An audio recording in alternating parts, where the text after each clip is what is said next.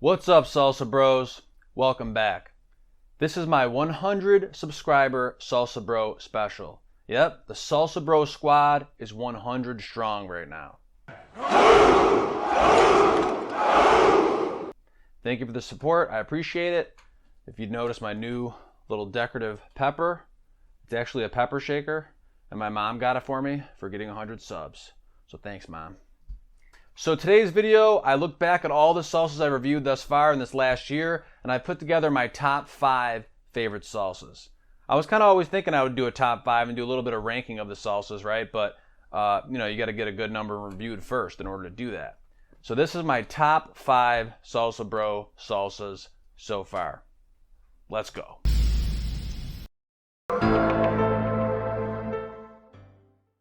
Coming in at number 5 is Flavor and Fire Scorpion Hot Salsa. Now this salsa is hot, and I like hot stuff. If you watch my reviews, I like a kick. I like some spiciness to my salsas.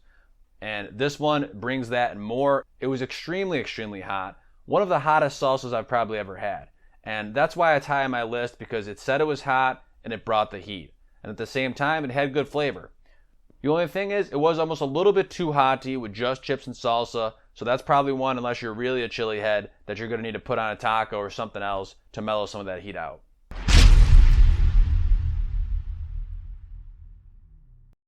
Coming in at number 4 is Green Mountain Gringo. What I liked about this one was that it was all natural ingredients and very simple, small number of ingredients. But even with that, they put together a great tasting salsa with a good amount of heat. I think it was true to the label when it said it was hot, but it wasn't really overpoweringly hot. And it was just a good all-around tasting salsa, and I thought it had the perfect amount of chunkiness to it.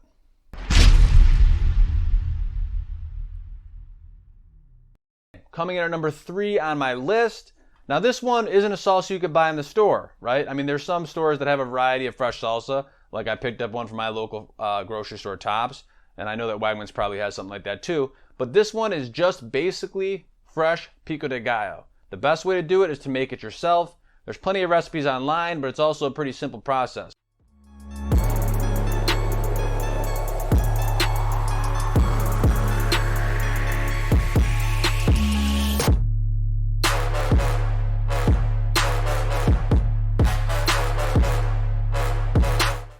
So this one's always going to come down to the quality ingredients, right? But if you buy the freshest tomatoes and the freshest onions and everything is super fresh, especially if you can even get it from a garden, I mean, that flavor is going to be phenomenal. It's going to be awesome.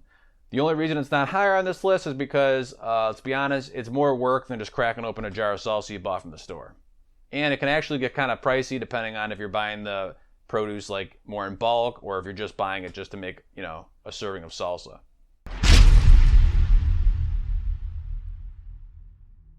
Coming in at number 2 on our list, this is Mateos Habanero Hot Salsa. Now this is one I've just recently reviewed, but in the comments, the Salsa Bro Squad has told me probably a couple times now, you gotta try Mateos, and they weren't wrong. It's a good salsa, definitely a lot of great flavor, especially with this one, there's a lot of great habanero flavor, which again, habanero is a very flavorful pepper, and not only does it bring the heat when you usually have a habanero, but it's got great flavor to it. So you can't go wrong with a good habanero salsa, and you can't go wrong with Mateos Habanero Hot Salsa.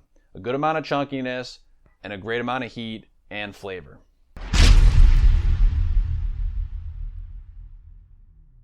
Coming in at number 1 on my list. So these are the salsas that I reviewed thus far on my channel. Coming in at number 1 is the Pace Picante Hot Salsa.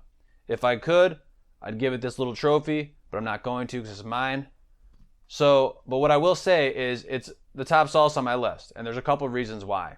For one, it's got a great amount of heat. This salsa says it's hot, it's not lying, it's pretty hot. But it's not crazy, crazy hot. You can eat it with chips and salsa, just plain like that if you want, and your mouth is not going to be, crazy burned to the point where you can't go on and eat it like that. It's also good to put on other stuff, like tacos or whatever else, because it's got that good amount of heat, and it's going to bring that to your dish, like whatever you're eating. And one of the reasons it's high on my list and number 1 is that it's cheap. It's relatively cheap salsa. I mean, compared to some of these other salsas on this list, I believe it's the cheapest one. So you really can't go wrong. You can stock up on it. You can put a bunch of them in your pantry, and then you're set for a while. So number 1, here to celebrate, is right here. Pace, the original Picante hot sauce. Can't go wrong with it. and I do usually keep one on me for that very reason. So far in my salsa journey, this one's number 1 out of the ones I reviewed.